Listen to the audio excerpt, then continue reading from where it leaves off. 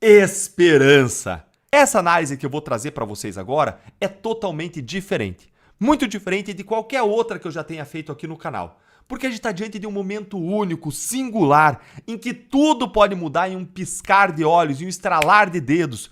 E o curso da história do Brasil pode ser alterado pela coragem de um único homem. Deputado Eduardo Bolsonaro, vamos hoje ter uma longa conversa sobre as atualizações nos Estados Unidos, sobre o que está acontecendo aqui, quais são as reuniões que nós estamos tendo. Vamos falar aqui sobre o clima, o que aconteceu, quem nós encontramos, pelo menos em termos gerais, quem nós encontramos, quem nós ainda vamos encontrar. Se vocês estão me vendo de gravata, é porque certamente eu estou tendo que ir à Casa Branca, porque eu não coloco gravata em hipótese nenhuma. O Eduardo está com a gravata separada aqui daqui a pouco.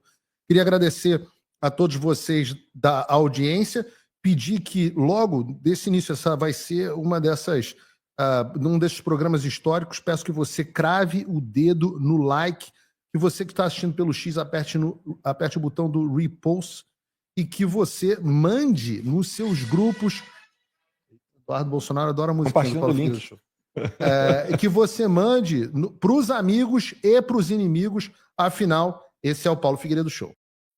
I would like to ask you to give us the open camera because I want to talk about Rumble. Eu queria fazer aqui um agradecimento especial ao pessoal do Rumble. Se você não sabe, o Rumble é a plataforma de vídeos que promove a liberdade de expressão. Eles lutaram contra a censura das Big Tech e agora estão lutando com força contra a censura do Alexandre de Moraes no Brasil. O Rumble, junto com a Trump Media, são empresas coligadas, são as empresas que entraram com uma ação em corte federal americana contra o Alexandre de Moraes, pedindo danos morais, inclusive, na pessoa física. Agora, imediatamente antes da gente entrar no ar, pouco antes da gente entrar no ar, não foi nem combinado, porque ele não está aqui, o CEO do Rumble, meu querido amigo Chris Pavlovski, fez um tweet, né, vou chamar de tweet, um post no X, dizendo o seguinte: Brasil, olha que bacana, falando do Brasil, eu ainda estou lutando pelos seus direitos humanos.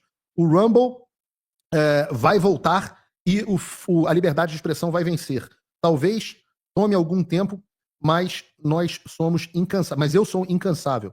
E realmente o Chris Pavlovski tem sido um gigante na defesa da liberdade de expressão no Brasil. O Alexandre de Moraes chamou de criminoso, né?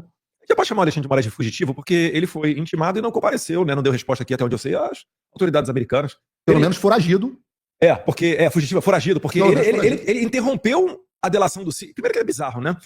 Não foi delação, minto, foi em sede de interrogatório, mas antes ele tinha participado da delação, algo que é proibido em lei, né? O juiz participar da delação do réu, mas quando começou a transmitir a audiência de instrução e julgamento no STF, o Moraes ele interrompeu o Cid, quando o Cid mencionou Paulo Figueiredo, para dizer o seguinte: Paulo Figueiredo é um foragido da justiça. Só que você nunca foi citado. Nunca foi. O Moraes já foi citado e não respondeu. Então, eu acho que já vale, né, botar o Moraes foragido aí, ou fugitivo, como quiser, né, da justiça americana.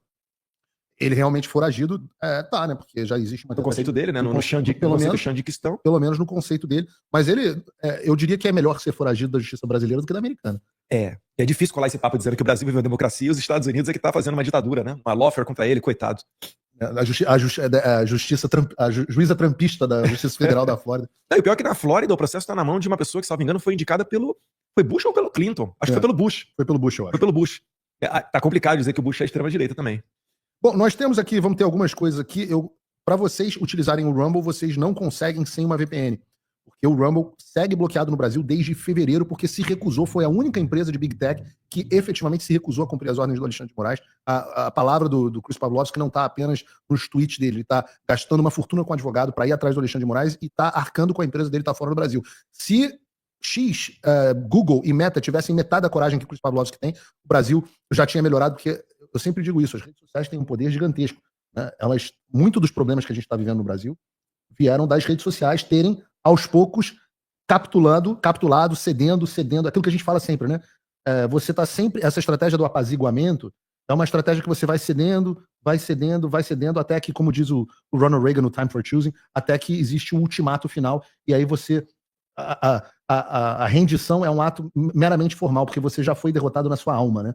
Então as Big Tech cederam em todos os momentos aos medidas absurdas do Alexandre de Moraes, têm uma responsabilidade enorme e poderiam ser. Imagina o que aconteceria, Eduardo, sem o Google no Brasil, sem o Facebook no Brasil. Sim, complicado você até conseguir imaginar, porque hoje não é só uma rede de interação social, né? Faz parte do comércio, do business, de muita gente. Certamente seria seria muito complicado. Eu tenho certeza que, eu não sei se vai entrar na pauta agora, mas falando nessa questão de complicações econômicas, né, muita gente falando, poxa, Eduardo, mas vocês aí com as tarifas, vocês acabam prejudicando o empresariado brasileiro e etc. Então, primeiro, eu estava esclarecendo as pessoas que numa ditadura, ninguém enriquece. Né? Eu acho que não vale a pena e não é o desejo dos brasileiros que a gente trabalhe eternamente pagando altos impostos para sustentar as viagens aí da Lula na lua de mel com a Janja, para financiar todo o aparato de comunicação do PT, né, para ficar defendendo terroristas, para você mandar avião da FAB com combustível e avião e servidor pago com o nosso dinheiro para pegar corrupta condenada no Peru. Isso sim, uma clara intervenção no judiciário de outro país, sem falar na foto que o Lula tirou segurando plaquinha de Cristina Kirchner livre lá na Argentina. Então, visando quebrar as pernas desse sistema, acabar com a lawfare, resgatar a nossa democracia, a gente recorreu ao exterior. Porque no Brasil já não tem mais ferramentas de você lutar contra isso. Respeito, mas não tem como levar em consideração as pessoas que dizem que temos que resolver os problemas do Brasil internamente. No Brasil já não existe nada em terra. Você pega o meu caso, por exemplo, antes de devolver a palavra aqui para o Paulo. O próprio PGR falou que as minhas atividades aqui nos Estados Unidos são legais. E o Alexandre de Moraes, no mesmo dia, arquivou o pedido do Lindbergh e do PT para caçar o meu passaporte. Por que eles fizeram isso? Porque eles não queriam me dar o label, o frame, o rótulo de perseguido. Ô, Eduardo, pode voltar para o Brasil. Alguns colegas até aconselharam, agora você volta para o Brasil. Aí eu falei, não, você não entendeu nada do jogo ainda. E 2 meses após esse fato, o que ocorreu? O Marco Rubio, né, respondendo a uma entrevista ao congressista Corey Mills, disse que provavelmente aplicaria sanções ao Moraes, sendo que eu e o deputado Felipe Barros nos encontramos com esse deputado que fez a pergunta uma semana antes, o Corey Mills. Ato contínuo, foi aberto um inquérito contra mim, falando que reiteradamente eu tenho tido uma conduta contra, né, conspirando com os americanos, ou seja, considerando os Estados Unidos uma organização criminosa, que eu estaria conspirando contra eles, contra a soberania nacional. Resta saber qual soberania. Mas isso daí mostra que, do dia para a noite, o sistema pode mudar a narrativa, pode abrir um novo inquérito contra você, o Moraes tem a caneta lá na mão dele, ele faz o que ele quiser. Então é para evitar esse tipo de situação, onde um deputado tenha a livre possibilidade de exercer a sua função, que não tenha que fazer uma discussão de pauta com seus colegas antes de subir à tribuna da Câmara para saber o que ele pode ou não falar. Eu fui investigado, Cabo Gilberto foi investigado, Marcel Van Hatten também. Ou melhor, estamos sendo investigados. O meu caso acabou indo parar num PAD dentro da PF. Mas isso tudo para dizer o seguinte: o que nós estamos fazendo aqui, a gente sabe que existem sacrifícios a serem feitos. Nós sabemos que existem efeitos colaterais e não é desejável que o Brasil sofra com tarifas grandiosas, as maiores do mundo, né, aplicadas pelo Trump recentemente. Mas a diferença do Brasil para o resto do mundo é que o resto do mundo está sentando numa mesa para negociar economia. E o Brasil tem um conteúdo do judiciário do Alexandre de Moraes. Aos interessados em resolver o problema, a pauta número 1 de vocês é anistia ampla, geral e restrita. Porque é o único caminho para se abrir uma mesa de negociação. Eu queria que, se possível, o Paulo desse um feedback para a audiência sobre as nossas reuniões, o que a gente tem escutado dentro aqui do State Department. Para o final da live. Vou falar, esse é marqueteiro, hein? Pô, isso aqui. Tá certo.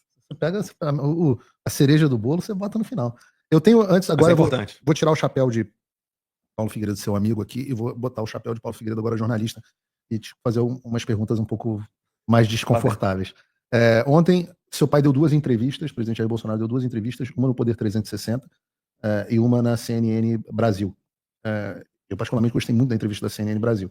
Mas ele falou muito sobre você e teve uma postura diferente nas duas. O que você achou das entrevistas? Na primeira entrevista ele teve um ponto que chamou a atenção da imprensa, quando ele chamou ali, falou... Eu acho até que ele se expressou mal, como às vezes ele faz, que ele falou, não, meu filho ainda é imaturo, tem 40 anos, é imaturo. O que você achou dessa entrevista? Fala aqui um pouco sobre isso. Na verdade, causa um desconforto, né? Porque quando você fala nessa questão, parece que desvaloriza o trabalho aqui. E para resolver a situação, eu entrei em contato com meu pai. A gente bateu um papo, a gente conversou. Né? Passamos, inclusive, pelo tema Tarcísio, que acho que deve fazer outra pergunta, já que você falou que vai fazer pergunta incômoda aí, né? O jornalista Paulo Figueiredo. Mas ele valoriza o nosso trabalho aqui. Ele também tem, né? O coração fica apertado devido a essa questão tarifária, mas todos entendem que esse remédio amargo ele só pode surtir efeito agora. Se você no futuro, por exemplo, o Trump agora, vamos dar um exemplo verdadeiro. Rússia. O Trump está querendo colocar adiante uma nova rodada de sanções contra a Rússia. A Rússia que já está totalmente isolada e já sofreu muito mais medidas intervencionistas do que a tarifa morais de 50% do Brasil. O chanceler da Rússia, o Lavrov, o que ele respondeu? Ele falou, estamos preparados para mais sanções, isso não é novidade para a gente. Ou seja, ele faz isso porque na Rússia já existe um regime consolidado. Se o Trump aumentar as tarifas contra a Venezuela, né, ou sancionar pessoas do regime do Nicolás Maduro, da narcoditadura, isso não vai surtir tanto efeito. Por quê? Porque o regime já está instalado.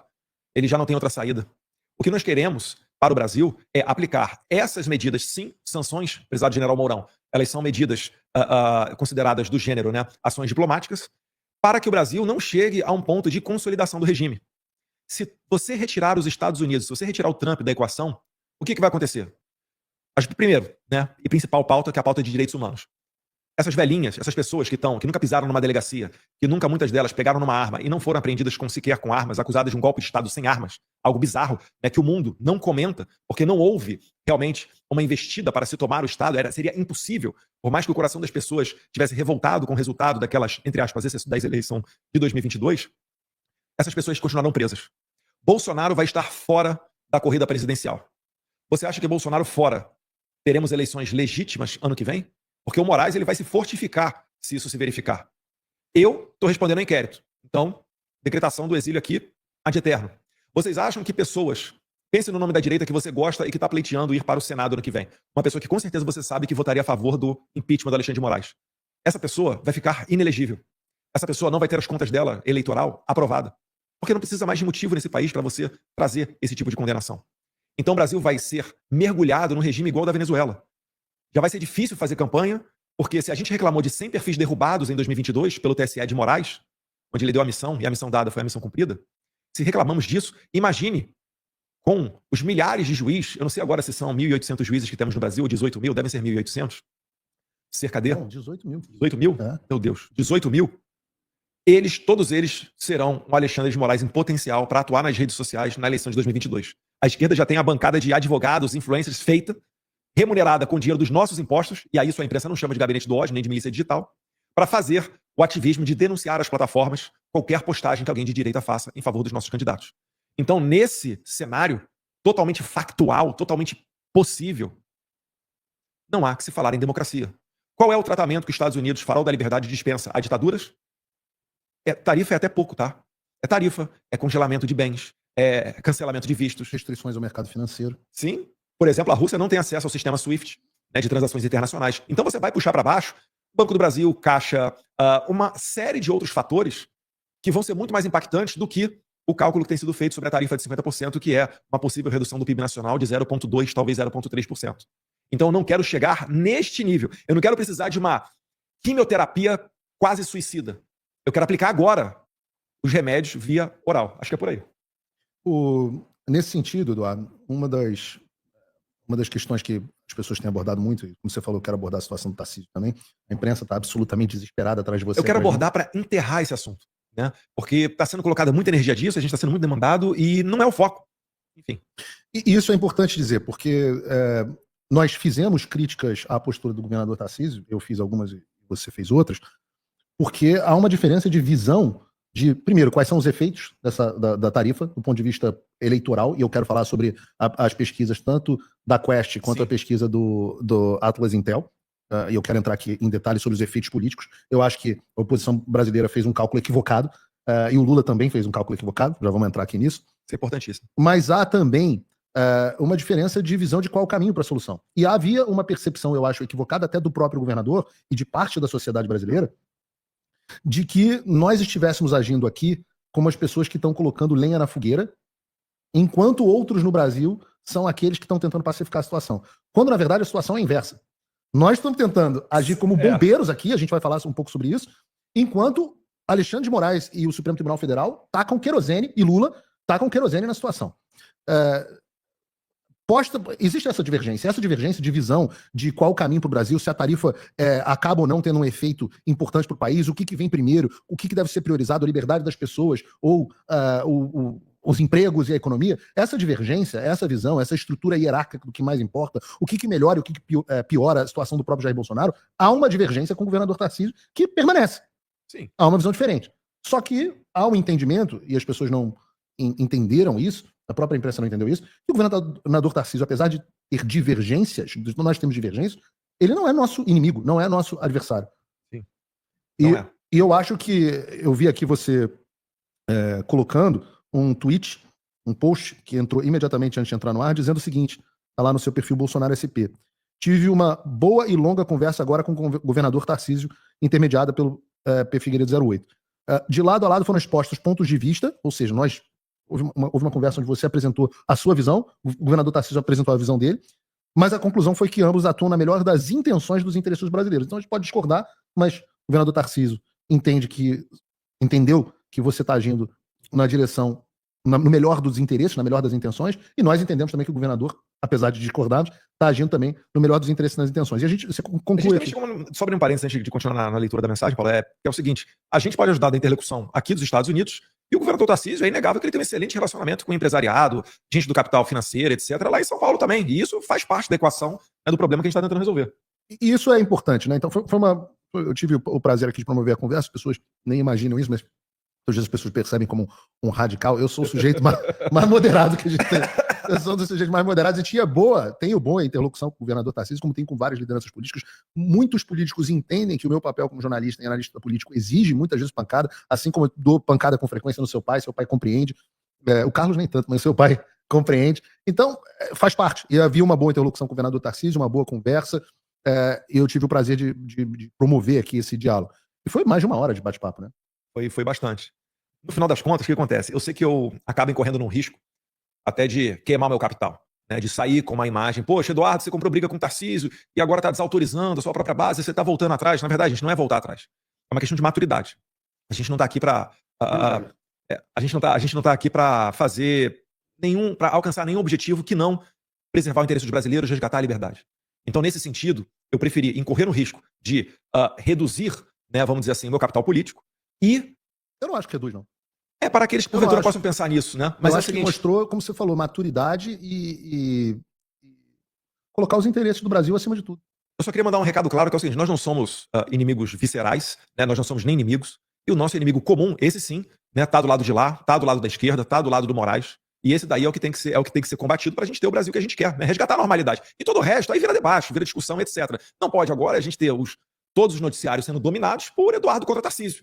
Eu enxerguei uma medida de deixar isso aí de lado, abafar esse tipo de demanda, né, principalmente da imprensa e também, obviamente, das redes sociais, para que a gente volte a falar aqui de State Department, Casa Branca, tarifa e como solucionar essa questão toda. Boa, né? Foi uma conversa amigável, foi bacana, foi interessante, gostei.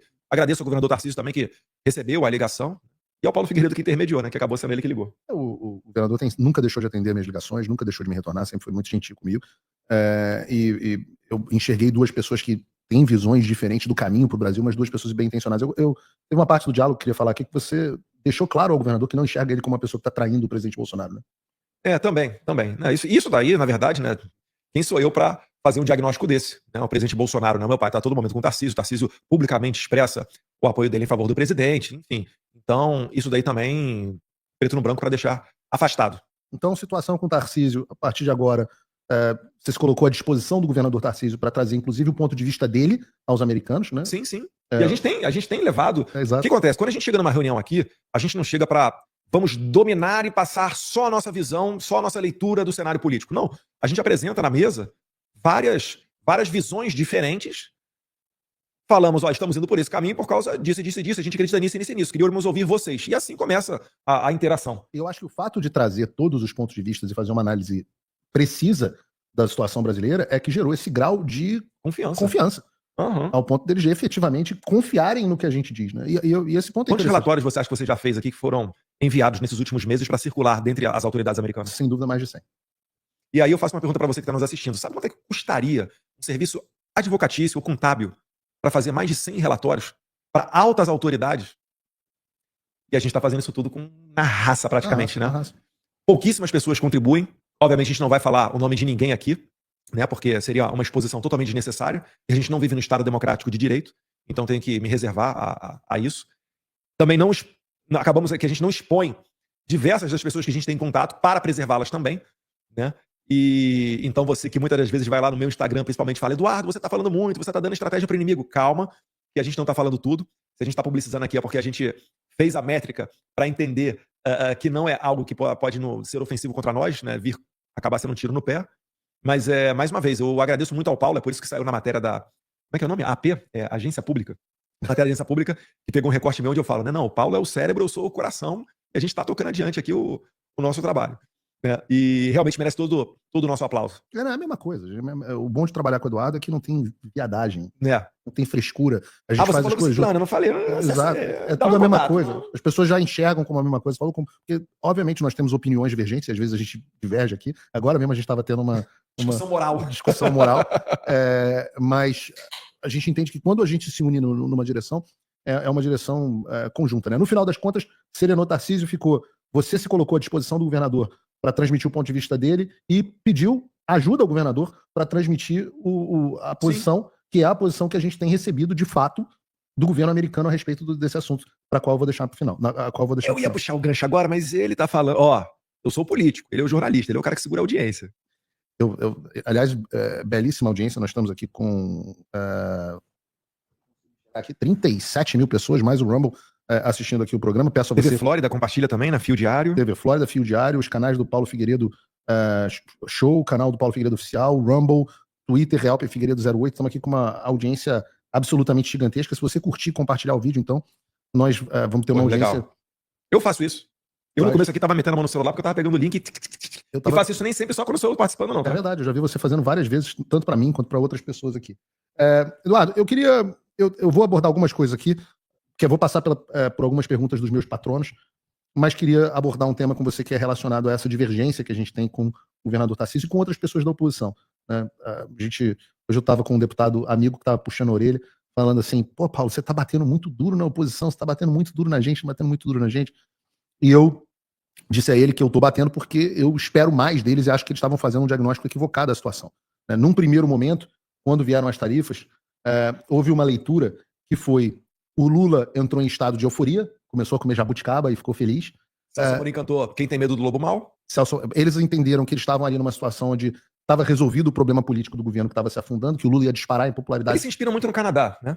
No caso do Polievre, né? E você, por outro lado, a oposição, inclusive o governador Tarcísio nesse time, começaram a entrar num estado de pavor. Olha, nós vamos perder a eleição para o Lula agora, o Lula estava nas cordas e a gente reabilitou o Lula. Muitos deputados começaram a falar, não, vamos tentar jogar a coisa na conta do Lula. E no final das contas, quando nós começamos a... Estratégia errada até, né, de jogar na conta do Lula. Independente... Porque ele não vai conseguir resolver os principais problemas da carta do Trump. Exato. Independente do ponto de vista de estratégia, propriamente dito, eu sempre digo que a melhor estratégia é falar a verdade. Sempre digo, e eu acho que a gente trabalha muito bem junto por causa disso, porque às vezes a gente fica assim, pô, será que é melhor politicamente? Então, assim, fala a verdade, e a verdade se encarrega do resto. E a verdade é que o Lula não é o ator principal que levou o Brasil a essa situação. Contribuiu. Ele, sem dúvida nenhuma, contribuiu. Se o Lula tivesse uma boa relação com os Estados Unidos, não tivesse provocado, não tivesse apoiado o Irã, não tivesse apoiado o Hamas, não tivesse arrumado treta com o BRICS, não tivesse empurrado o Brasil na direção da China, não tivesse aberto as pernas para o narcotráfico no Brasil, que foi um assunto que abordaram com a gente ontem. Sim. A simpatia do governo Lula com o narcotráfico e a leniência do Supremo Tribunal Federal com o narcotráfico também. Se não tivesse querido investido na ideia de fragilizar o dólar, se tivesse estabelecido uma boa relação diplomática com os Estados Unidos. Se não tivesse no BRICS criticado a Ucrânia bombardear a Rússia. Exato. Se o Lula não tivesse seguido esse caminho, talvez o Brasil não tivesse tido essas tarifas. Mas seria menor, com certeza. Eu acho até, agora a seguinte, opinião minha, tá? Opinião do Eduardo Bolsonaro, até dia 21 de julho, até dia 4 de agosto, até o final de agosto, talvez, provavelmente eu sou deputado, tá? Então, Deus queira, né? Eu tenho imunidade parlamentar no artigo 53 da Constituição. Mas a minha opinião é que o Brasil já ia tomar tarifa. No primeiro momento, vocês lembram quando o Trump foi na Casa Branca, fez uma coletiva de imprensa, segurou um painel com vários países e cada um com uma tarifazinha? E aí a China, acho que estava tomando uns 50%. A China estava com uma das maiores tarifas do mundo. A China chegou a ter 125%. 125% chegou a ter. E o Brasil estava com 10%. Qualquer pessoa minimamente entendida, né, de economia ou de matemática, olha para aquilo dali e fala, meu Deus, abriu um caminho gigantesco aqui para o Brasil morder uma fatia desse mercado da China, porque vai ser mais barato você produzir no Brasil e mandar para os Estados Unidos. E lembrando, os Estados Unidos são 350 milhões de consumidores, mas mais do que isso, são consumidores com poder aquisitivo. Porque às vezes a pessoa, não, a China tem 1,5 bilhão, beleza, legal, baita mercado, maior mercado em número de consumidores do mundo, mas nem sempre serve a todos os produtos, porque falta, muitas das vezes, poder aquisitivo, principalmente o pessoal da parte da área rural. Então, naquele primeiro momento, causou até estranheza. Falou, calma aí, o Trump está dando um presente para o Brasil. Ninguém falou nada, mas todo mundo viu. E isso era muito contraditório com as condutas e falas do Lula. É dizer, o Lula, gente, é o bêbado da rua. O Trump não está muito preocupado com o que ele fala. Mas quando ele começa a tomar esses rumos de tentar influenciar, principalmente a América Latina, que é a nossa região, dentro dos fóruns internacionais, quando ele começa a liderar essa questão de moeda dos BRICS. Poxa, gente, com todo respeito, quem é o Brasil na fila do pão para querer criar uma moeda dos BRICS? Para querer bater de frente com os Estados Unidos? E não é só criar uma moeda dos BRICS, não. Ele fala assim, a gente quer criar essa moeda para bater de frente com o dólar americano. Eu falo, meu Deus do céu. Até o chanceler da Rússia, o Lavrov, falou, ó, isso daí é ideia lá dos brasileiros, tá? Não vem olhar pra gente aqui querer dar mais sanção pra Rússia, não, porque isso daí é coisa dos brasileiros. É claro, né? A China adora. Mais uma guerra aí que um outro país está comprando contra os Estados Unidos. E aí veio o presente pra China agora, né? Porque essas tarifas de 50% no Brasil voltam a colocar aquele campo de oportunidades de volta pra China. Nessa disputa internacional por mercado. Ao mesmo tempo em que China e Rússia estão marcadas para ir à mesa de negociação com os Estados Unidos falar de tarifa. Porque tanto Putin quanto Xi Jinping não estavam chupando jabuticaba. Então repare que assim, a culpa passa longe de Eduardo Bolsonaro e Paulo Figueiredo. Agora, realmente, os 50% que o Brasil está tomando, que é a maior tarifa recente que o Trump aplicou, todos os outros países, né? México, Japão, União Europeia, todos os outros, Índia, estão com tarifas menores do que o Brasil. Porque o Brasil tem um conteúdo único, que é o conteúdo do Poder Judiciário, da lawfare. Na carta do Trump ele é bem claro, ó, a regulamentação da Big Tech, quem é que fez? Fez o STF brasileiro. Ainda através de uma grande imprensa, né, a Daniela Lima, na Globo News, mandando um recado de que ó, eles foram até alertados pelo Cássio Nunes, mas resolveram seguir adiante a despeito de eventuais sanções norte-americanas. Agora, regulamentaram a rede social, mandaram um recado para os americanos e estão reclamando das tarifas, agora segura o rojão. Vocês são os responsáveis pelas tarifas. Mais adiante, Trump fala em lawfare contra Bolsonaro e os seus seguidores.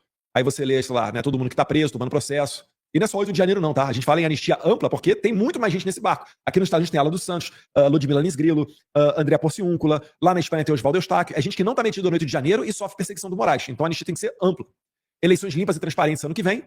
Uma pauta que, se Deus quiser, o Cássio Nunes à frente do TSE, com a vice-presidência do André Mendonça ano que vem, na eleição, a gente pode também avançar em aprimoramento do sistema eleitoral, que deixe de ser criminalizado qualquer tipo de crítica e busca por solução. Quem que ganha, quem é que perde com o voto impresso? Quem é que ganha, quem é que perde com a impressão do voto e contagem pública deles? Se a gente copiar o sistema do Paraguai ou da Venezuela, já vai ser um avanço. Venezuela. Não falei errado não, tá? Na Venezuela tem o voto impresso. Enfim, então o que o Trump está falando é o seguinte, Brasil, ou você se comporta como uma democracia, com esses itens que eu falei, ou vocês vão ter o tratamento de uma ditadura. É simples assim. E o ponto é isso que você falou. O grande culpado dessa história, retomando o ponto aqui de falar a verdade, sem dúvida nenhuma, segundo a carta do Trump, o ponto central dessa história é o Supremo Tribunal Federal. São as práticas, são as práticas da perseguição da oposição política simbolizadas aqui com o ícone maior com o presidente Bolsonaro, de quem o Trump ainda fala no dia seguinte com uma repórter, eu nem sei qual foi a repórter, acho que foi a menina do SBT, que aborda o presidente Trump ali. A gente estava em reunião, saiu da reunião, viu o vídeo. Viu o vídeo na Fox News, né? A menina do SBT, acho que é a Patrícia do SBT. Sim. Até que te entrevistou no final de semana passada, né? Foi ela? Eu não sabia, não. Eu ouvi dizer que foi ela, que foi a Patrícia do SBT que perguntou. Fez a pergunta e o Trump respondeu: Bolsonaro, eu não sei se vocês têm o vídeo aí, se a produção tiver, daqui a pouco passa. Mas fala assim: Bolsonaro foi preso? Aí ele faz a pergunta: já teve o julgamento do Bolsonaro? É que os parâmetros são diferentes. Exato. Né? É que não é que o Trump está desinformado sobre o julgamento do Bolsonaro.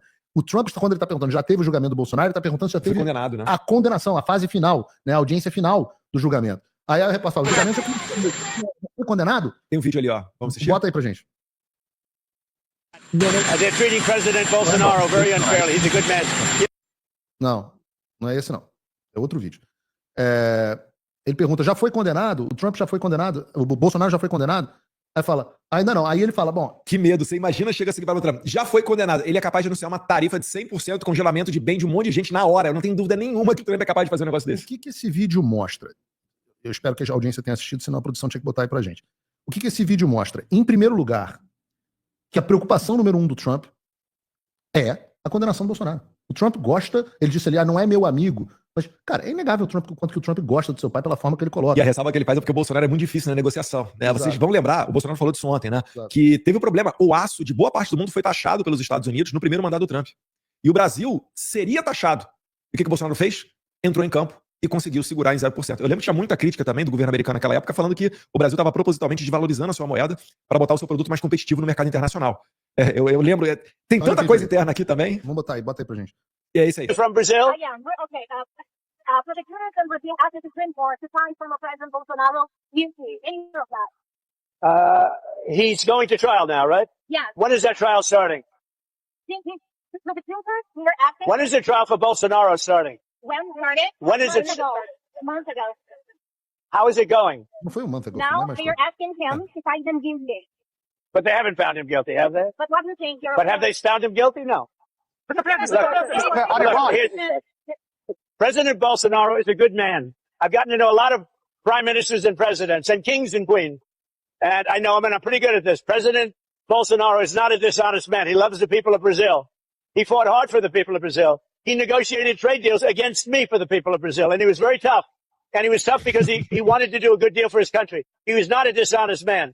And I believe it's a witch hunt, and it shouldn't be happening. And it's not that I know him look, he's not like a friend of mine. He's somebody that I know. And I know him as a representative of millions of people, Brazilians. They're great people. And he loves the country, and he fought hard for those people, and they want to put him in jail. And I think that's a witch hunt, and I think it's very unfortunate. And nobody's happy with what Brazil is doing, because Bolsonaro was a respected president. Very respected.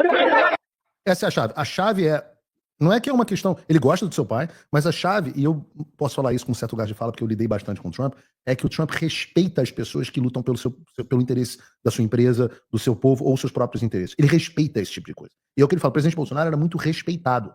Era respeitado porque era visto como uma pessoa honesta e que fazia o melhor possível para o seu país. Agora, a segunda coisa que dá para você perceber nesse vídeo é isso que você falou. É a preocupação do Trump já foi condenado, porque ele sabe... Por que ele está com essa preocupação? Porque a gente tem informado a Casa Branca de que a condenação do presidente Bolsonaro é iminente. O Trump talvez não tenha a linha do tempo no detalhe. Falou, será que condenaram... E mais, no dia anterior, nós tínhamos dito que a linha do tempo tinha se acelerado, porque o Paulo Gonet tinha como retaliação, Paulo Gonet que foi até um assunto recorrente aqui dentro, né?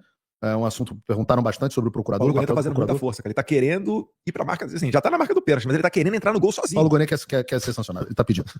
Paulo Gonet tá se esforçando pra ser sancionado. Eu até, cara, tenho pena, porque eu não deveria ter, o cara tá me processando e pedindo 40 anos de prisão pra mim.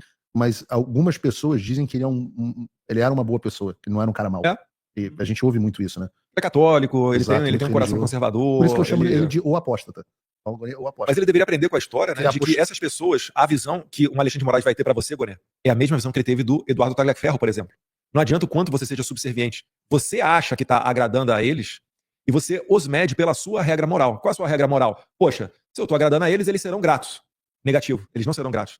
Eles vão te descartar e, se for necessário, se for interessante a eles, com requinte de crueldade no primeiro momento. O Eduardo Tagliaferro, ele foi demitido da cabeça da inteligência do Moraes, lá no TSE. Eduardo Tagliaferro, ele fazia os relatórios. Estava envolvido naquelas comunicações com os juízes, né, com o André Vargas, com como é que era o Marco Antônio... Ayrton Vieira e Marco Antônio Vargas. Isso. Onde ele fala, né, use sua criatividade para fechar a Revista Oeste. A gente quer pegar, ele quer pegar, né, o Alexandre Moraes quer pegar o Eduardo Bolsonaro. O Tagliaferro, ele estava naquelas comunicações ali. E ele acabou saindo da sua posição, né, de inteligência do Alexandre de Moraes, depois que ele teve uma discussão com a sua esposa ou ex-esposa, alguma coisa do tipo. Resultou numa violência doméstica, parou na delegacia. O Moraes, sem nenhuma cerimônia, cortou a cabeça dele. Então, veja só, o cara que fazia os relatórios a mando do Moraes, um cara que sabia que estava incorrendo em crimes ao fazer aquilo, né, e o Moraes utilizava como prova emprestada nos seus inquéritos do STF. Então, o que ele fazia? Produzia um relatório aqui na inteligência do TSE, aquele centro de combate à desinformação, blá, blá, blá. Assessoria. Ele pegava isso daí e jogava dentro do inquérito da Polícia Digital, inquérito das fake news, inquérito não sei o quê. Esse cara que deveria gozar de total respeito e o mínimo de consideração do Moraes, o Moraes cortou a cabeça. Você acha que você, Goné, vai gozar de alguma gratidão desse tipo de... E a palavra correta é psicopata? Porque o psicopata tem os seus valores próprios. Pessoas normais, Goné, igual a eu, igual a você, igual a Paulo Figueiredo, a gente tem gratidão, consideração, a gente sente vergonha, a gente tem constrangimento, nós nos preocupamos em ofender uma outra pessoa que a gente tem carinho e apreço. Sim. O Moraes não tá nem aí pra isso. Psicopata não tem, incapaz de ter empatia. Né? É absolutamente então, incapaz. Eu não leio normalmente superchat, mas tem um superchat aqui que eu quero ler, que é muito especial, da Júlia Zanata. Que isso? Eduardo Presidente. Eduardo Bolsonaro Presidente, é isso. Este é o tweet da Júlia Zanata. Um beijo pra Júlia. Não, só vai ver se estiver usando o arquinho opressor lá da colônia germânica. Maior Oktoberfest do Brasil fora da Alemanha, Blumenau, hein, pessoal? Colônia alemã, a italianada lá, colonada do sul do Brasil. Um abraço. Eduardo, voltando aqui à Vaca Fria, eu estava falando das pesquisas. E aí, uma das leituras que aconteceram foi a oposição desesperada, Lula eufórico. Você recebeu chamada de alguém? Olha, eu acho que a quantidade de deputado que eu atendi nos últimos dias e de jornalista é inacreditável. Eu falo assim, eu só queria apresentar o Paulo Figueiredo Show. Era tudo que eu queria. Mas eu quero dizer aqui a você, Eduardo, que eu acho que no final das contas nós tivemos dois grandes posicionamentos. Um posicionamento que foi o seu posicionamento, você fez um tweet que foi um primor, e não fui eu que escrevi. Meu ghostwriter. Não fui eu que escrevi, foi efetivamente assim, eu tava viajando, fiquei assim, emocionado lendo, onde você faz um discurso real sobre a situação do Brasil, que olha, ninguém tá feliz com o que a gente tá vivendo. Mas a guerra exige esse tipo de coisa. O estado natural do ser humano é o estado de ter que lutar pelos seus direitos e pelas liberdades, e essa é uma luta dolorosa. Uhum. Mas, por outro lado, nós não vamos ceder, capitular, fazer concessões, mais uma vez, os famosos, você fez um outro tweet bacana, que foi um gráfico do Acordo do Caracu. Bota o gráfico aí na tela. Se puder, eles no meu têm. tweet, pega o gráfico Usei no programa anterior. Usei ontem o gráfico do programa Caracu. Vocês devem ter aí no arquivo. Aí, ó. Pressão. Boa, Brunão. Pressão tem que aumentar. A pressão vai aumentando com o passar do tempo e no meio do caminho alguém sugere um acordo do Caracu. Aí você não chega no objetivo. Foram muitos, né? Ontem, meia-noite, a gente estava recebendo a ligação de acordo do Caracu. Mas a sua postura sempre foi, não vai haver acordo do Caracu, não é isso que nós queremos, não era desta forma que nós queríamos, mas o presidente Trump quis que fosse assim e não vai haver acordo do Caracu, não adianta nos procurar com acordo do Caracu. Agora é o momento de segurarmos firme e seguimos na direção adiante. Do outro lado, essa foi uma postura. E a gente não tem nem opção, né? Aí, imaginemos aqui que fomos aceitar e falar o seguinte, ó, vamos então trazer aí... Se você fosse fazer o acordo redução de tarifa ou postergação, qualquer coisa que seja, confiando que o STF vai fazer uma medida que vá satisfazer alguns dos pontos da carta do Trump. Confiança de que no futuro será tomada alguma atitude. Coisa que não vai acontecer, né? Porque o STF, não é o STF, principalmente o Moraes, ele não respeita qualquer iniciativa nesse sentido, já foram várias tentativas, mas... ainda que tivéssemos essa possibilidade, ela esbarra numa coisa chamada presidente Trump. Eu nunca vi o presidente Trump recuar. E ele é especialista em estressar a relação para depois sentar uma mesa de negociação. Então, eu acho que o presidente Trump ele tem um by the book, ele está seguindo uma linha de raciocínio que faz muito sentido na cabeça dele e provavelmente é o certo a ser feito, porque ele é a vida inteira sentando em mesas de negócio e buscando aquele acordo mais proveitoso, segundo o entendimento e a visão de mundo dele. Então, somente trazer para nós o pedido para redução de tarifa ou postergação da tarifa, etc., isso é inócuo. Não depende mais da nossa vontade, né, Paulo? E nós nem, eu não quero entrar aqui de novo nos detalhes da reunião, mas nós nem aventamos essa possibilidade. Sim. Nem aventamos porque nós entendemos que o primeiro passo tem que partir do governo brasileiro, tem que partir das autoridades brasileiras que passa pela questão da anistia. Se vier uma delegação do Brasil para cá, vai ser essa a mesma resposta, creio, não? Vai ser absolutamente essa a resposta, isso ficou claro. Mas o que eu quero dizer é o seguinte, essa foi uma postura inabalável de nós vamos seguir adiante, nós vamos continuar firmes, nós vamos continuar com sangue, suor e lágrima, você sofrendo as consequências, como disse acho que o Estadão deturpou um pouco o que você disse, mas disposto a abrir mão do seu mandato, inclusive, disposto a abrir mão da sua convivência com a família, eu disposto a continuar sofrendo as consequências, sendo processado, sendo condenado, o que quer que seja. Nós estamos dispostos a arcar com as consequências, e esse foi um discurso. Do outro lado, teve um outro discurso, que foi o discurso do Acordo do Caracu, e o discurso do desespero, do meu Deus do céu, o Lula agora ferrou, o Lula é presidente. Vieram os dados objetivos. E aí o que aconteceu? Só parece, que a oposição ficou um pouco abalada, precipitada. O que eu quero dizer com isso? A oposição que você diz, nós aí, PL, Bolsonaro... Vocês. Aham. Vou me excluir aqui da oposição, mas você realmente teve uma postura inabalável. Mas muita gente entrou no modo pânico achando que agora era a reabilitação do PT. Vieram os dados e eu fiquei muito impressionado com uma pesquisa primeiro que saiu da Atlas Intel. A Atlas, lembrando, né, que foi um instituto que acertou, inclusive, com maior precisão a eleição americana. Impressionante o trabalho de pesquisar. A pesquisa da Atlas Intel mostrou que 38% dos brasileiros apoiaram tarifas. E eu confesso que quando eu vi esse número, 4 em cada 10 brasileiros estão apoiando tarifas contra o próprio país. Eu fiquei absolutamente perplexo. Porque eu imaginei que fosse 1 em cada 10 brasileiros que tivesse a dimensão. Mas 4 em cada 10 brasileiros, e eu me atrevo a dizer que são as pessoas que mais estão prestando atenção na situação, tiveram a maturidade. Aqui você atribui. A maturidade. A maturidade do povo brasileiro que entendeu essa sua postura. Porque esses 4 em cada 10 brasileiros, lembrem-se, devem ser 80% dos eleitores da direita. 4 em cada 10 brasileiros. Se metade dos brasileiros são eleitores da direita, 4 em cada 10 brasileiros, que os do PT que não acharam a tarifa boa. Tá melhor que a Dilma nesse cálculo, né? Eu precisei um pouco mais de economia. Se 4 em cada 10, se 50%, digamos, dos eleitores do Brasil são para a direita e 50% para a esquerda, grosso modo, tá? Arredondando. É isso aí.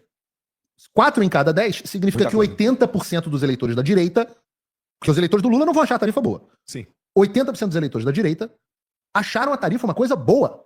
Ou seja, a população, na sua maioria do seu eleitorado, entendeu com uma maturidade absolutamente avassaladora. Então não faz sentido um deputado de direita ficar constrangido e defender o posicionamento que a gente está defendendo. Não tem, porque o eleitorado defendeu o posicionamento. Eu diria que se eu tivesse 80% dos deputados e senadores de oposição com a maturidade que 80% do eleitorado deles tiveram, eu ficaria absolutamente satisfeito. Mas não. Nós tivemos 80% dos deputados e senadores envergonhados em assumir uma postura que foi a postura do eleitorado. Essa foi a primeira pesquisa.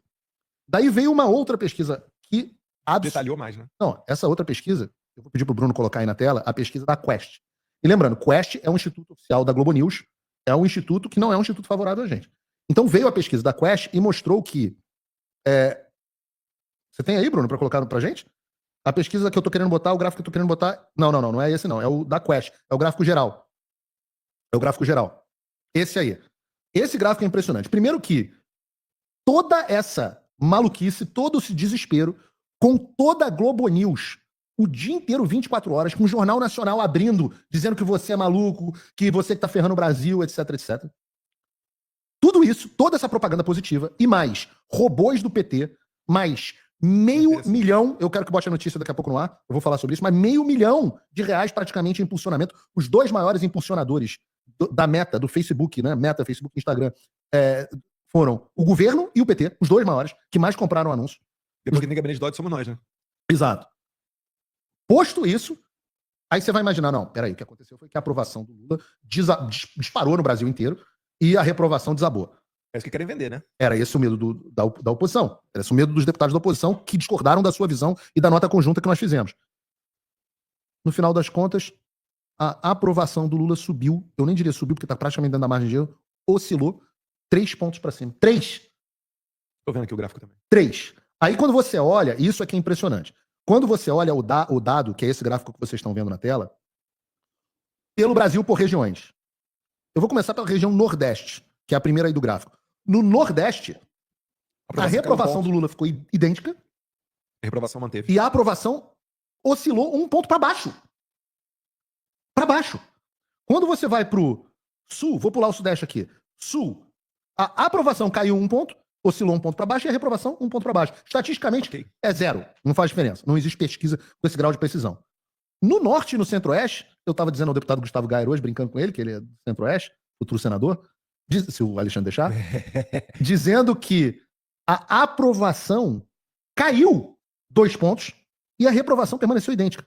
Ou seja, em todas as regiões do Brasil, exceto o Sudeste, eu vou chegar no Sudeste, em todas as regiões do Brasil, esse medo, esse pavor de que as tarifas iam destruir, essa análise do pessoal da Faria Lima, isso é no momento zero. Teve impacto nenhum com toda, volto a dizer, com toda a Globo, com toda a imprensa, com toda a Globo News 24 horas por dia e com 500 mil de impulsionamento nas redes sociais. Onde houve a mudança? Uma inversão de aprovação e reprovação. No Sudeste. No Sudeste, lugar do governador Tarcísio, a gente até falou, olha, talvez a sua percepção esteja enviesada, porque a gente olha o Brasil de fora e você está aí lidando com o Sudeste. No Sudeste houve, de fato, uma mudança acentuada. Por quê? A aprovação do Lula subiu 8 pontos e a reprovação em contrapartida desceu 8 pontos.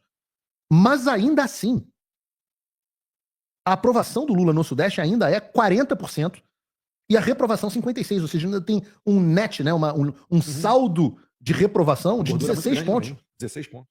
Então, essa falácia, eu quero dizer isso, você, deputado da oposição, você está caindo na narrativa da Globo. Você está caindo no conto do vigário.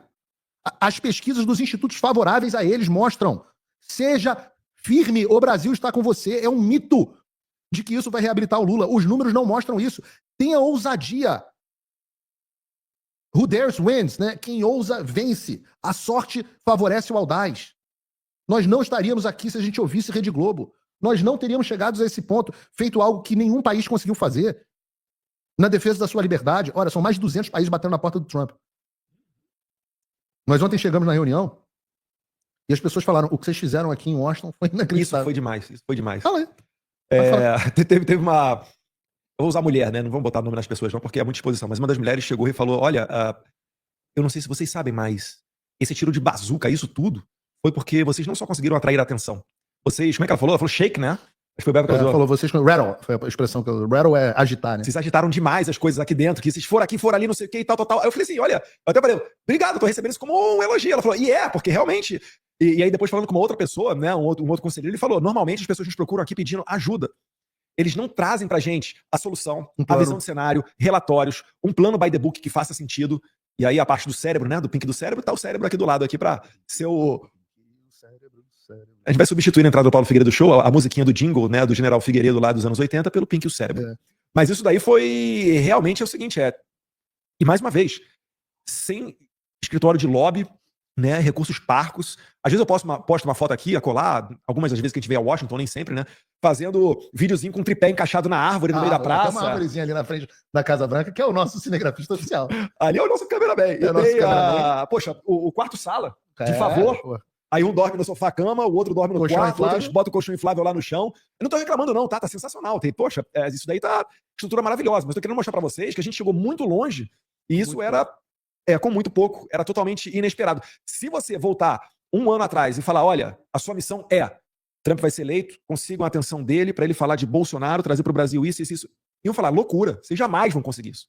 Mais uma vez, né? A sorte acompanha o audaz. E eu queria deixar isso aqui ressaltado, mas se o Paulo puder dar mais detalhe Eu vou falar especificamente agora, então, sobre as reuniões que o pessoal está querendo saber. Antes, compartilha, curte, comenta. Curte, compartilha e comenta, e eu vou fazer o importante break do Merchan. Tudo isso que você está ouvindo o deputado Eduardo Bolsonaro falar é verdade, e boa parte das minhas ações aqui nos Estados Unidos, que são caras, o tempo, a dedicação, só são possíveis graças a você, que é meu apoiador. E se você não é, eu quero demonstrar aqui, em primeiro lugar, a minha gratidão aos apoiadores. Eu vou ler algumas perguntas dos patronos aqui já no final do programa. Poucas, mas vou ler algumas, sorteadas aqui. Mas se você pode se tornar meu apoiador. É muito simples.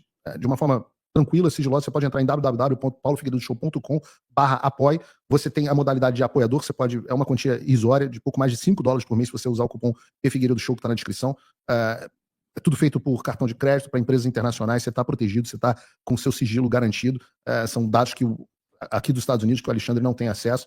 Você pode também se tornar meu patrono Gold, que além do conteúdo exclusivo de apoiador, você entra no nosso grupo de WhatsApp, você entra no nosso, você faz reuniões mensais de Zoom comigo, você passa a poder sugerir pauta, você ganha acesso ao meu e-mail pessoal para você mandar, perguntar, esse tipo de coisa, que é o que eu posso oferecer. O Alexandre está bloqueando o OnlyFans do Alan dos Santos, então também não posso nem oferecer mais meu corpinho nu. Parei até de malhar e academia, porque já vi que não vai adiantar. Obrigado, Alexandre. Tamo junto. Nunca critiquei, né? Nunca critiquei. Então, mas eu convido você aqui a se tornar um dos meus apoiadores. O link está na descrição. Realmente só as pessoas que fazem diferença. Se você não me apoiou até agora, é uma pena, porque outras pessoas apoiaram e permitiram que chegasse aqui. Mas apoia daqui para frente, porque a gente não vai parar. Por isso que a gente está aqui, né? Nós estamos aqui, vamos continuar aqui. Pelo visto, vamos ser demandados. Nós estamos aqui a convite. E, na verdade, viemos para ficar um dia e estamos tendo que ficar 3. Porque as agendas estão se multiplicando, né? Inclusive, eu esqueci de avisar isso à minha senhora. Meu amor, se você está assistindo a gente, desculpa, mas não vou voltar hoje para casa, tá? Mas é por um bom motivo e ela sempre me apoia quando sabe que esses são os temas que a gente tá tratando aqui. Natália deu uma rosnada pra mim, você ouviu ontem no telefone. E não estava no Viva Voz, eu ouvi. Deu uma rosnada pra mim. Mais uma vez você vai ficar... Eu brinco, né? Tem uma hora que o Ricardão cansa, né? Não, e tem aqueles memes também, né? Tipo assim, saio pra trabalhar, o que a minha mulher imagina? Pô, a mulher tá imaginando que a gente tá... Não, brincadeira, minha mulher não imagina isso não. Ela sabe que a gente tá fazendo um negócio sério aqui. Um beijo aí pra Natália e pra Heloísa. Bom, Eduardo, acho que a gente não pode dizer, a gente toma sempre o cuidado de não dizer o nome das pessoas que a gente conversa, mas ontem a gente pode dizer que tivemos três grandes reuniões, passamos basicamente a tarde inteira no Departamento de Estado dos Estados Unidos. Foram pelo menos 4 ou 5 horas aí. 4 ou 5 no horas. Total. Sim. Na verdade, nós tivemos até mais, porque a gente teve uma reunião 11h30. E emendou no jantar. Exato. E depois um jantar com as pessoas da Casa Branca. Você botou até a foto com a Carrie Lake? A Carrie Lake não tem problema colocar foto porque ela tem um perfil político, ela é uma pessoa que certamente não se incomoda com esse tipo de exposição e sempre foi uma aliada. A Carrie Lake, ela tem alguns vídeos que já viralizaram no Brasil, fazendo uma lacrada em cima ali de uma grande televisão americana, quando ela tá tirando leite da vaca. Anteriormente também ela tem um discurso numa conferência de imprensa, numa coletiva de imprensa, em que ela finaliza defendendo a liberdade de expressão e fala que o próprio jornalista que tá criticando ela, né, seria beneficiado do que ela tá fazendo. Então, uma pessoa sensacional. É uma pena que ela não tenha sido eleita governadora do estado do Arizona. Não, foi eleita, não roubaram, igual roubaram. A dela foi roubadaço. Roubaram igual teu pai. É uma pessoa, e aí esse aqui é o ponto dos pontos. Ela foi roubadaço na cara de pau. Esse aqui é um ponto dos pontos aqui. Esses caras, por exemplo, que tem a ver com a nossa reunião, né? Nós tivemos primeiro uma reunião com uma pessoa de altíssimo escalão do Departamento de Estado, depois uma segunda reunião onde tiveram 8 pessoas. Essa foi impressionante. Eu achava que ia ser com 2 ou 3. Exato. Vieram 8. O que isso significa, gente? Não é a pompa de terem 8 pessoas para te receber, não. E não são 8 estagiários, são as 8 pessoas do mais alto escalão do Departamento de Estado que lidam com o Brasil. É porque essas pessoas são as pessoas que estão prestando atenção no tema Brasil, se interessam no tema, e essas pessoas é que vão levar adiante no State Department e depois dentro da Casa Branca, ou às vezes diretamente ao presidente Trump, porque State Department, quem é que comanda ele é o secretário Marco Rubio. Então essas são as pessoas que fazem a política acontecer. Se fosse uma reunião protocolar, se fosse só para ouvir, algo de menor importância, seria com 1, 2, estaria ali um estagiário, etc. Mas não. Eram 8 pessoas, assim, tomadores de decisão. Então daí a importância daquilo que a gente leva e o interesse foi tão grande que durou algumas horas essa reunião, né? 55 mil pessoas nos assistindo, só para te falar Eita. isso. Durou bastante tempo, foi uma reunião com 8 pessoas, as pessoas de mais alto escalão. E o que a gente fez? É importante que as pessoas entendam. O que a gente fez? Nós viemos aqui expor o que está acontecendo no Brasil a pedido deles. Eles chamaram a gente aqui para dizer, nós gostaríamos de entender o que está acontecendo no Brasil, qual foi a recepção das tarifas. E podem ter certeza, a gente explicou como o Congresso respondeu, como que as duas posturas que nós citamos aqui, a nossa e a postura de alguns deputados, como que o presidente Bolsonaro encarou a situação. Até acho que a gente comentou, se eu não me engano, com uma jornalista, que um dos participantes pediu para abrir uma videochamada com o presidente Bolsonaro. Nós fizemos uma videochamada. Eu tive que me ausentar porque eu tô proibido de falar com o presidente Bolsonaro, então eu fiquei quietinho na minha, mas houve a videochamada, houve troca de elogios aqui, de amenidade, mostrando o respeito que o presidente Bolsonaro tem aqui nos Estados Unidos. E foi exposta toda a situação, como que o Supremo Tribunal Federal respondeu, e uma das coisas que chama a atenção é que as pessoas pensam que nós viemos aqui tacar lenha na fogueira. Não, pelo contrário. Pelo contrário. Nós viemos aqui a tentar atuar como bombeiros, na tentativa de, olha, presidente Trump, se possível, substitua as tarifas por sanções específicas a determinados indivíduos. Né? Olha, por isso que elas podem ser mais efetivas, dê um tempo para a sociedade brasileira chegar a uma conclusão. Agora, do outro lado, o que nós ouvimos? Nós ouvimos, olha, como é que é possível esperar que o presidente... Primeiro, o assunto passou a ser um assunto do presidente Trump. Sim. Então é um assunto do presidente Trump, é a decisão do presidente Trump. Como que é possível? Se fosse secundário, ele delegaria para algum dos seus assessores. Eu achava que no começo, não por ser secundário, mas eu achava que pela quantidade de demandas mundiais e geopolíticas que o Trump está abordando diretamente, que ele fosse delegar os assuntos da América Latina ao Marco Rubio, 100%. Isso não ocorreu. No Brasil, naquele primeiro tweet, naquele primeiro post dele na Truth Social, quando ele fala o nome de Jair Bolsonaro e fala que ele pessoalmente está olhando de perto, assim, esqueça. Tudo passará pelo Trump. Então é necessário entender como é que funciona a cabeça do Trump. E isso é um ponto importante porque foi unânime. Isso é importante que vocês saibam no Brasil. Em todas as reuniões que nós tivemos ontem, seja na reunião com o senior official, a reunião com as 8 outras pessoas, depois na reunião privada com um outro senior official, seja no jantar que nós tivemos com as pessoas que são amigos pessoais e trabalham na Casa Branca com o Trump, incluindo a Kari Lake, a posição de todos foi unânime. Não haverá 1 milímetro de concessão a não ser que o Brasil dê o primeiro passo. Não haverá 1 milímetro de concessão. Pelo contrário, o alerta que nós ouvimos ontem foi: se continuar neste ritmo, o presidente Trump talvez tome medidas adicionais que podem, inclusive, envolver o mercado financeiro. Então, o que eu quero dizer aqui para vocês? Como é que vocês podem cobrar alguns, não, eu diria, os 20% dos eleitores, né, e a parte que não compreendeu, como podem cobrar que nós façamos qualquer coisa para tentar apagar o incêndio, se, enquanto isso acontece, o Alexandre de Moraes emite uma ordem de bloqueio, can you give me the broad camera here? De bloqueio contra o Rumble. Como pode uma empresa que está bloqueada no Brasil, como podem esperar que nós consigamos fazer qualquer coisa enquanto o Alexandre de Moraes emite ordens contra um cidadão americano? Como podem esperar que nós façamos qualquer coisa se na semana seguinte ao comunicado, o Paulo Gonet vai lá e apresenta alegações finais contra o Bolsonaro completamente absurdas, semelhantes às que o Donald Trump sofreu, e antes do prazo. Antes do prazo. Como é que podem esperar esse tipo de coisa? Como podem esperar que nós façamos alguma coisa quando o Alexandre de Moraes persegue empresas americanas e cidadãos americanos? Rodrigo Constantino. Como o caso do jornalista Rodrigo Constantino.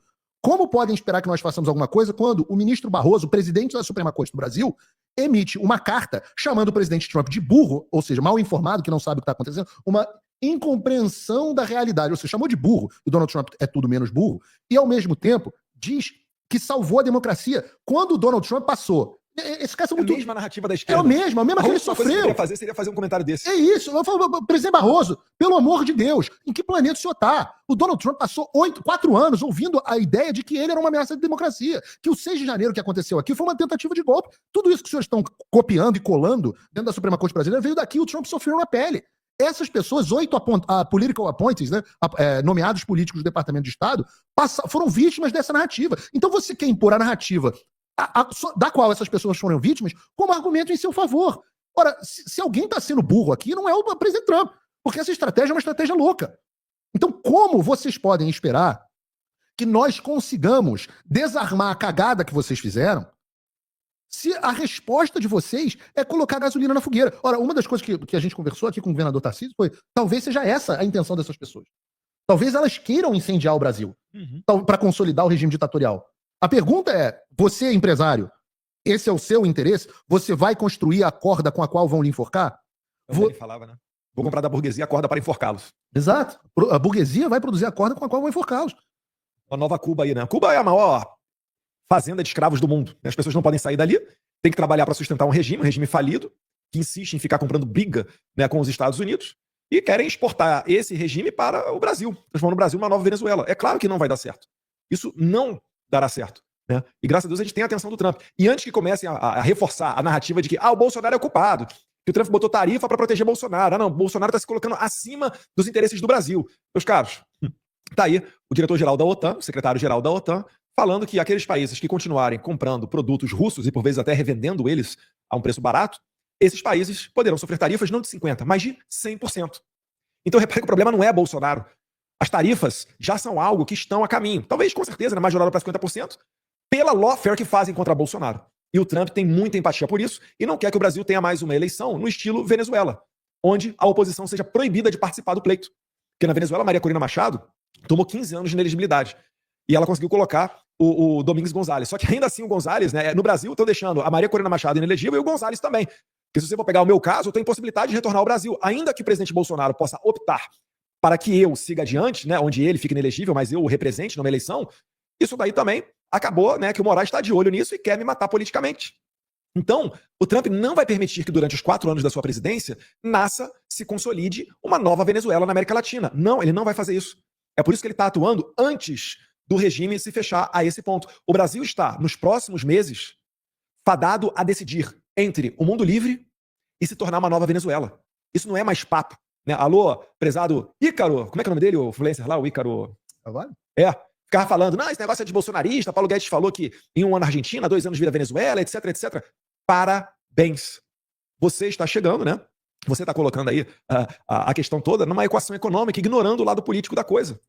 E isso daí vai dar problema. Falei no discurso no passado, né? Vai dar M.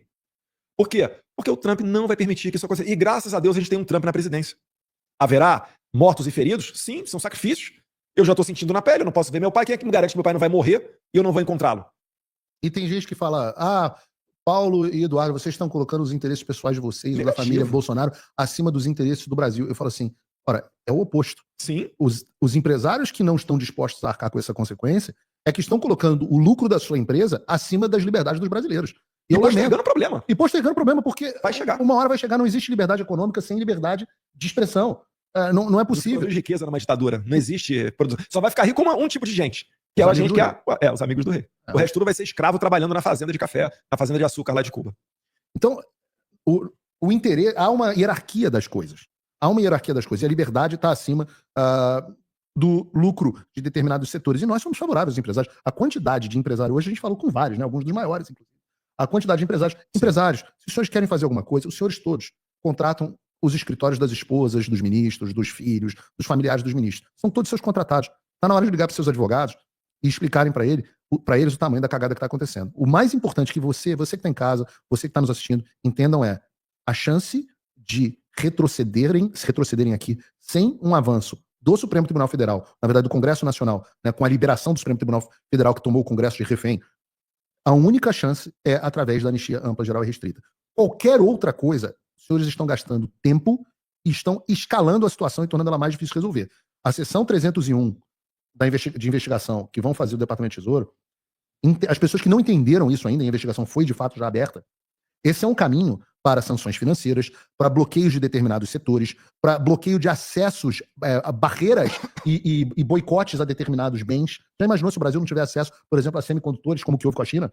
Olha a Rússia, todos os oligarcas russos, os bens todos congelados no mundo inteiro. Exato, especialmente os senhores que contratam advogados, os familiares dos ministros do STF, podem sofrer sanções diretas a partir da seção 301, que inclusive é também um mecanismo para a imposição de sanções ao FAC. É outro mecanismo. Então, vai chegar a essa conclusão. Entendam, o que está acontecendo no Brasil é de uma gravidade muito grande e pode piorar antes de melhorar. Eu quero responder rapidamente algumas perguntas de patrono. Algumas eu já respondi aqui, uma das perguntas sobre a seção 301, mas queria te fazer outra pergunta específica, que é aqui porque a gente discutiu isso ontem em uma das reuniões, se há a possibilidade de os Estados Unidos não reconhecerem as eleições de 26 se o modelo seguir com urnas não auditáveis e sem a participação da oposição. Tem essa possibilidade, né? Se o Brasil optar por essa linha do Alexandre de Moraes de sempre dobrar a aposta contra o Trump, a gente vai chegar nesse momento. Até lá vai ser muita coisa, vai estar acontecendo, né? Disso que a gente falou aqui de sistema SWIFT, congelamento de bens, etc e tal, resultado da seção 301 e assim por diante.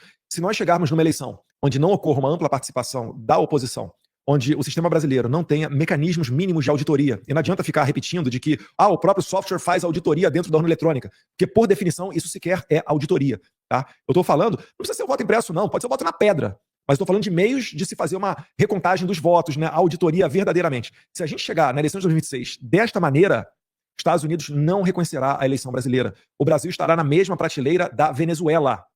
Vocês estão conseguindo vocês estão entendendo o que eu estou falando? Eu estou falando que a gente está há menos de um ano para entrar num processo sem volta, onde você, cidadão comum, vai, em pouco tempo, tá caçando cachorro na rua. Não achem que isso é algo longe.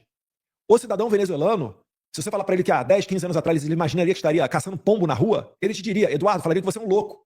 Porque a Venezuela é um país tão rico quanto o Brasil, em termos de recursos naturais, cerca de 30 milhões de habitantes. É um país relevante, e olha como é que eles estão. O Brasil está seguindo o mesmo passo. Não vai adiantar, a gente vai substituir os Estados Unidos pela China. A China já é o nosso principal parceiro comercial. E você acha que a Venezuela não faz isso? A Venezuela tem intensa relação comercial com a China. Vai ver como é que está a Venezuela. Então não existe outra opção. Nós não temos caminho. Me ajuda a te ajudar? Vamos dar uma lidinha na carta do Trump, ver quais são os pontos que ele está reclamando, dar um primeiro passo, uma primeira sinalização como sociedade madura, como país maduro, para a gente abrir um canal de comunicação e sentar à mesa numa melhor posição. É simplesmente isso. Fora isso, não há nada que Eduardo e Paulo Figueiredo possam fazer. A gente está caminhando para o final, que a gente também tem outra reunião para ir. Eu queria só ler aqui uma matéria da Folha de São Paulo. Né? Mota e Alcolumbre falam em soberania, apoiam Lula e isolam ainda mais Bolsonaro. Prezada Folha de São Paulo, que eu não vou botar a palavra na boca aqui dessas três pessoas. Isolam Bolsonaro é o de menos. Isso não soluciona a questão. Mudar a postura do Brasil, sim, pode alterar a questão tarifária e trazer uma solução, ou ao menos um afago aos produtores brasileiros e à economia nacional. Eu me coloco aqui à disposição, né? Contem comigo, presidente da Câmara, Hugo Mota, presidente do Senado, Davi Alcolumbre, não o Alckmin. O Alckmin aqui... Como é que vai levar o cara que estava posando com um terrorista do Irã?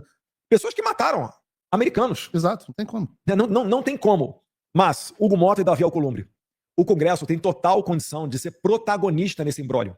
Total, absoluta. Porque do Congresso pode, deve e Deus quiser sairá a anistia ampla, geral e restrita. É o único caminho.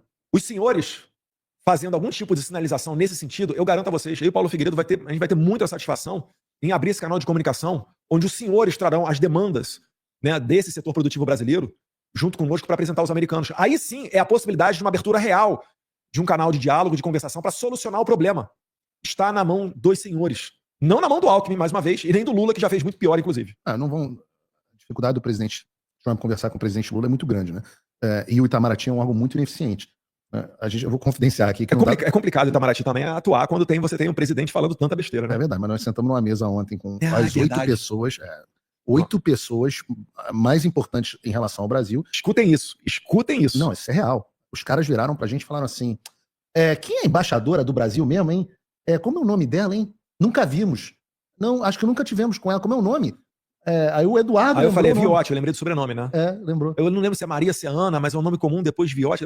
Enfim, a bateção de cabeça que os caras não sabiam o nome da embaixadora do Brasil, meu Deus do céu. A gente tá em Washington. Dentro do Departamento de Estado. Dentro. Pessoal, só para vocês saberem, por exemplo, Emirados Árabes Unidos, todos esses países do Oriente Médio, eles mandam pessoas da família real para serem os embaixadores dos seus países aqui em Washington, D.C., na capital dos Estados Unidos. O embaixador do Emirados Árabes Unidos, que é um sheik, ele tem contato direto com Mohammed bin Zayed, que é o presidente dos Emirados Árabes Unidos. É como se fosse um 12º ministro. O cara tem contato direto, porque o posto aqui é tão chave que é esse o nível da coisa que a gente está falando. Tá? Claro. E, em contrapartida, os Estados Unidos sequer, com 7 meses de governo Trump, sequer nomearam um embaixador para o Brasil. Sim. Então, assim, vocês têm...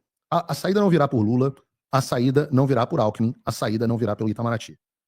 Presidente Mota e presidente Alcolumbre, os senhores têm o privilégio de gozar de pessoas que têm interlocução direta e estão dispostas, esse é o grau de maturidade, esse é o grau de preocupação com o Brasil, estão dispostas a colocarem os senhores dentro do West Wing da Casa Branca, da ala oeste, que é onde ficam os escritórios do presidente, para que os senhores apresentem as demandas do empresariado. Então, se alguém não está resolvendo o problema, não somos nós. Nós estamos nos colocando à disposição. Mas os senhores precisam dar o primeiro passo. Repara bem, para um político, uma das coisas que a gente mais presta atenção é no capital político, que em última análise é o nosso representado. A gente está aqui abrindo a possibilidade daquilo que melhor eu posso oferecer, né, o Paulo também, para Davi Alcolumbre e Hugo Mota. Não existe qualquer tipo de ressentimento. Inclusive, eu já tive boas experiências com o senador Davi Alcolumbre, no sentido de aprovação na Credem. Eu lembro até hoje que a Credem, quando aprovou o acordo de Alcântara, levou meses para a gente conseguir vencer a esquerda. Aliás, o pessoal que gosta de me criticar, quando eu fui presidente da Comissão de Relações Exteriores e Defesa Nacional, eu saí sem deixar nada na mesa sobre tratados Estados Unidos e Brasil, Israel e Brasil. Eu consegui vencer a tropa de elite do PT e do PSOL em todas as pautas relevantes para reposicionar o Brasil de mãos dadas com o mundo livre. Coisa que nem todo mundo consegue fazer. Aécio Neves, que era poderosíssimo no passado, no final do governo FHC, não conseguiu fazer. Eduardo Bolsonaro conseguiu fazer. Eu acho que é um privilégio. Os caras... E Davi Alcolumbre aprovou no Senado depois, de maneira, sem nem falar comigo, sem nenhum tipo de vaidade. Davi Alcolumbre aprovou o acordo de Alcântara, então sou muito grato a ele nesse sentido. Ainda lembro até hoje. E aí a gente entende quem são Davi Alcolumbre, Hugo Mota, a posição política deles, são políticos de centrão. A gente Sim. lida bem com isso, né? Eu acho que tem uma característica sua muito grande, que você lida bem com o centrão. Mas eu digo que eles têm um privilégio enorme de gozar o que poucos países gozam, de uma pessoa com interlocução, com apreço e etc, etc, e que será ouvida. Se não quiserem utilizar, se quiserem continuar, a responsabilidade está no colo dos senhores. Lamento, mas os senhores são presidentes da Câmara e do Senado, grandes poderes trazem grandes responsabilidades. Eduardo, eu quero só fazer uma pergunta aqui. Não é incômoda não, né? É incômodo. Se aproximando do encerramento, dizendo o seguinte, estou recebendo muito aqui dos patronos, no superchat, etc. Caso o seu pai é o plano A, tá claro isso, seu pai é o candidato, é o que a população brasileira quer, a gente entende isso, é um presidente que tem uma história bem sucedida no Brasil, e o povo brasileiro quer Jair Bolsonaro presidente. Nós estamos numa guerra, nem todas as batalhas às vezes são vencidas na guerra. Nós estamos nesse momento brigando pela anistia ampla, geral e restrita, que liberaria o seu pai da prisão. Ainda, no entanto, ele teria os problemas das duas ineligibilidades que ele tem, que podem ser resolvidos e a gente vai buscar resolver. Caso esses problemas da ineligibilidade não sejam resolvidos, falei que a pergunta era incômoda. Você está pronto para ser o candidato à presidência da República do Brasil representando a direita em 2026? Eu aceitaria esse desafio, né, com a condição de ter o apoio do meu pai. Por óbvio, ele é o candidato legítimo, ele é que tem o voto, né? Se ele entender dessa maneira, certamente eu me candidataria. Mas para a gente chegar nesse momento, a gente passa pela anistia ampla, geral e restrita. Pela anistia. Porque a anistia, ela vai, além de trazer justiça e paz de espírito, né, para o Brasil seguir adiante, voltar a debater temas de repercussão nacional, como o que eu quero mais fazer é falar sobre energia, relações internacionais, geopolítica, segurança pública, que é outro ponto que a gente abordou dentro do State Department, né? Essa questão do Lula, né, indo sempre na contramão da segurança. Mas isso daí passa não somente pela anistia, mas também por reduzir a interferência do Moraes, reduzir o poder que o Moraes tem sobre o Congresso Nacional. E uma vez o Moraes sendo isolado, acalmado, seja lá qual palavra você queira utilizar, eu acho que ele deveria se tornar professor de uma universidade, né? Ou quem sabe até embaixador, por que não, né? Em outro país, tomar conta da vida dele, prestaria um serviço muito melhor do que ele está fazendo no agora. Irã, por que não? No Irã, né? Vai pro Irã. Fazer relações diplomáticas lá com os ayatollahs. Exato. Então isso tudo passa pelo momento que a gente está vivendo agora. E eu acredito muito que, tendo êxito nesse projeto, a gente vai fazer florescer um caminho para que o Jair Bolsonaro saia presidente. Esse é o melhor dos cenários. Mas se não lograrmos êxito, aí eu aceitaria sim o desafio de me candidatar à presidência, né, podendo retornar para o meu Brasil sem ser preso, afinal de contas eu não cometi crime nenhum, e aí sim poder ser ali o representante da vontade popular, obviamente sempre ao lado do Jair Bolsonaro. Uma coisa importante na questão da conversa com o governador Tarcísio é que, apesar de a gente discutiu esse tema, acho que vale dizer aqui, ele diz, eu não sou candidato nenhum do sistema, porque eu não sou candidato, eu não vou ser candidato, não tenho hipótese de ser candidato, não quero ser candidato, eu vou apoiar o seu pai ou quem o seu pai indicar, né? Ele deixou isso muito claro. Mas ele pode ser um dos indicados, está no radar, né, vamos dizer assim. As pesquisas ventilam vários nomes, eu, Michele, Tarcísio, o governador Ratinho. Ele diz que não quer, afirmou categoricamente a você e a mim que não quer, que as pessoas vão surpreender e que ele é candidato ao governo de São Paulo. Ele não queria ser candidato ao governo de São Paulo também. Mas não tem problema não, na verdade é o seguinte, já tem grupo que fala que gosta da ideia de eu sair candidato, caso o Bolsonaro não consiga, né? Já tem grupo que fala que gostaria que o Tarcísio saísse candidato, e cada um, enfim, isso aí da democracia. Eu não fico... Eu posso ser considerado uma pessoa ingênua, então eu acredito no que o governador me falou. Nos falou. Não, também acredito no que ele falou, eu não vejo movimentação direta, né, a fim de tirar o Bolsonaro e colocar o Tarcísio. Cada um pode tirar a sua conclusão, assim como tem gente que acha que a gente está prestando um desserviço à nação aqui, né? Cada um que tire a sua conclusão, mas essa palavra final sobre apoio é do Jair Bolsonaro. Você está preocupado em fazer o certo, independente de se a população não compreender. Se fizesse um acordo falando assim, se tivesse a garantia de que sairia a anistia e eu precisasse me exilar aqui durante um bom tempo ou abrir mão de uma candidatura em 2026, eu o faria. Né? Isso eu já deixo claro. É que esse acordo não vai vir e a gente não confia mais em acordo caracu, porque a gente sabe que não existe nenhum respeito, nenhuma confiança base lá para iniciar essa conversa. Eu não faria, aliás, não deixaria você fazer. Fazer o acordo é liberdade para todos os brasileiros. Não vamos conceder nenhum milímetro para o regime. Isso é importante que as pessoas saibam. Nós não estamos aqui brigando por Jair Bolsonaro, nem o Eduardo. Exatamente. E isso foi uma das coisas que ficou clara lá na reunião. Uma das pessoas que estava, porque tinham 8 pessoas do Departamento de Estado, mas tinha uma pessoa da Casa Branca especificamente na reunião. E ela virou e falou assim: se fosse oferecido algum acordo de liberdade pro seu pai, para ele vir para os Estados Unidos exilado, e a gente livrasse vocês dois de Interpol e não sei o quê, a gente virou e falou assim: olha, com todo carinho, fora de cogitação, nós não estamos aqui lutando por nós. O que adianta fazer isso comigo e a Débora ficar lá presa e a família, as famílias todas, as pessoas perseguidas, os deputados que não conseguem falar, os deputados com rede social bloqueadas, os jornalistas exilados, os outros que não... O que acontece? Eu sei como a liberdade morre. Então entendam, não é por nós e não será por nós e não adianta oferecer nada, nos oferecer nada, porque eu sei que vocês não estão acostumados. Mas existem pessoas corretas, existem pessoas que não trabalham só com cálculo político, existem pessoas que querem o melhor pro Brasil, isso existe, gente. Eu sei que vocês políticos não estão acostumados com isso. Eu lido com muito político, por isso que eu tô tão perto do Eduardo, porque é uma pessoa que compartilha dessa visão. E porque isso é raro. É por isso que eu tô aqui endossando ele para presidente, porque eu não vejo isso em outros lugares. Mas existem pessoas que querem o melhor, existem pessoas altruístas, existem pessoas que submetem a Deus, isso existe. Não percam a fé, não sejam cínicos, não tenham uma visão niilista de Game of Thrones, de que tudo é o jogo dos tronos e que todo mundo quer ferrar todo mundo, não sei o quê. Não, quantas vezes eu já vi o Eduardo pegar pessoas que sacanearam ele e ele falar assim, não, tudo bem, vamos fazer o certo, isso aqui não é justo eu sacanear esse cara. Quantas vezes eu testemunhei, não foi comigo, foi com os outros. E aí, é como as pessoas tratam os outros, que é a minha régua, não para como trata comigo, porque comigo pode ser conveniente agora, pode não ser amanhã, e aí depois eu sofro as consequências. Então reparem só, eu já tenho uma maneira de satisfazer uma das maiores reclamações do meu pai. Né? Ele reclamou ontem que ele não pode encontrar um neto dele que leva o nome dele. Se eu for por uma linha daquilo que o Paulo Figueiredo apresentou, eu consigo levar minha família para o Brasil e sem ser processado, sem nada, etc. Não ter problema com a Interpol. Mas isso para nós não nos basta. A gente está aqui, entendam, igual o Gerson Camarote bem entendeu, é para o tudo ou nada. Não estou preocupado em retornar para o Brasil para ter os privilégios de uma vida de deputado federal. Que o salário nunca atrasa, um baita salário, etc.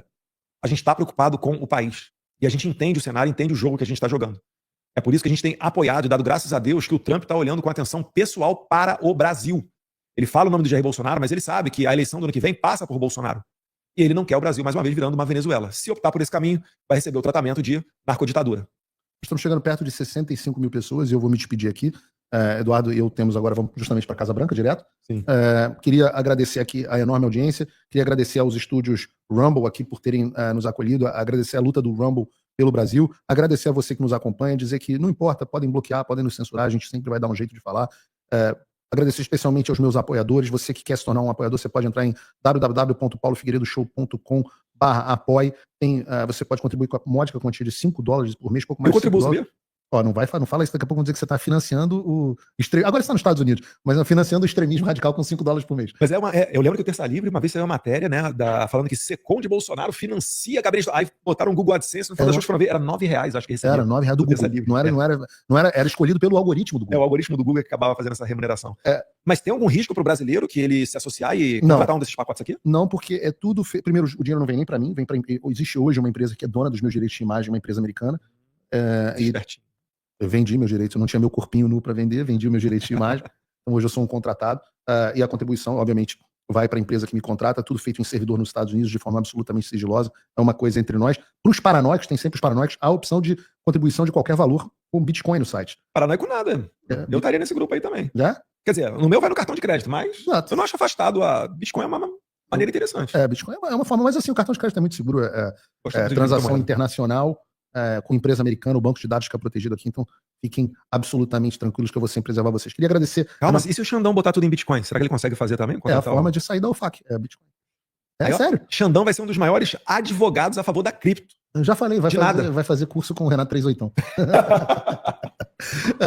É isso, agradeço aqui imensamente a audiência de vocês. Deus abençoe o Brasil, Deus abençoe a América, e amanhã às 3 horas da tarde teremos mais um Paulo Figueiredo Show. Um abraço, fique com Deus.